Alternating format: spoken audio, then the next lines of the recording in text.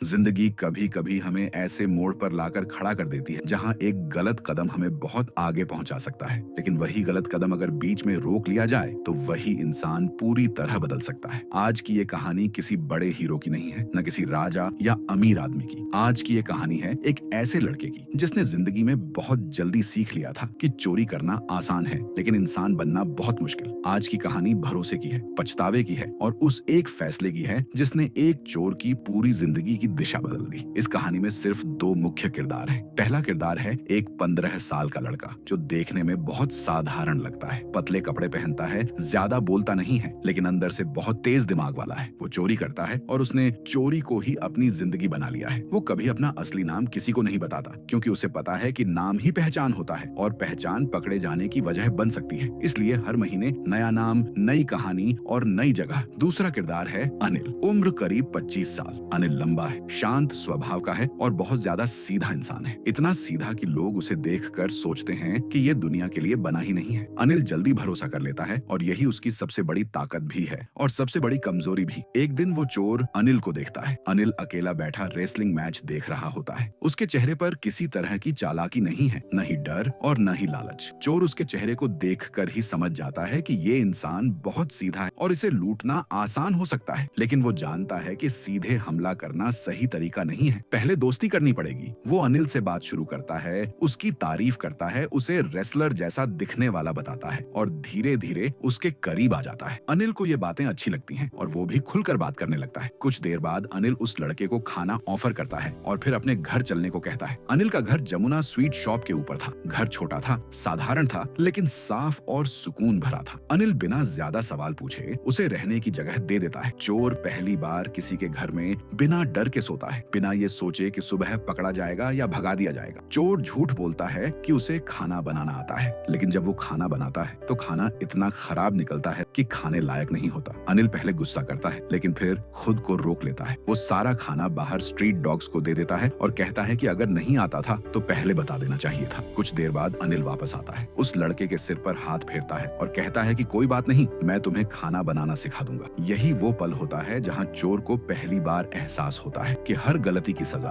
गाली या मार नहीं होती। इसके बाद अनिल उसे धीरे धीरे सिखाना शुरू करता है। पहले चाय बनाना, फिर सब्जी लाना, फिर अपना नाम लिखना, अक्षर पहचानना और छोटे छोटे वाक्य बनाना। चोर के लिए ये सब नया था। उसने पहली बार महसूस किया कि पढ़ना और लिखना कितना बड़ा हथियार हो सकता है। उसे लगने लगता है कि अगर वो सच में पढ़ लिख गया तो शायद उसे चोरी करने की जरूरत ही नहीं पड़ेगी। अनिल की जिंदगी भी आसान नहीं थी। उसकी कोई पक्की नौकरी नहीं थी। कभी किसी मैगजीन के लिए लिखता, कभी किसी अखबार के लिए और कभी किताबें। पैसे कभी आते थे, कभी नहीं, लेकिन जब भी पैसे आते अनिल उन्हें संभाल कर रखने की बजाय दोस्तों के साथ खुशियां मनाने में खर्च कर देता था। वो भविष्य के बारे में ज्यादा नहीं सोचता था। एक दिन अनिल घर आता है और उसके हाथ में एक चेक होता है। उसकी किताब पब्लिश हो गई थी और उसे अच्छा पैसा मिला था। चोर सब देख रहा था। उसने पहले कभी एक साथ इतने पैसे नहीं देखे थे। उसके दिमाग में वही पुरानी सोच लौट आती है कि यह सबसे अच्छा मौका है। रात को जब अनिल गहरी नींद में होता है, कमरा बिल्कुल शांत होता है। चोर धीरे धीरे उठता है, पैसे निकालता है और बिना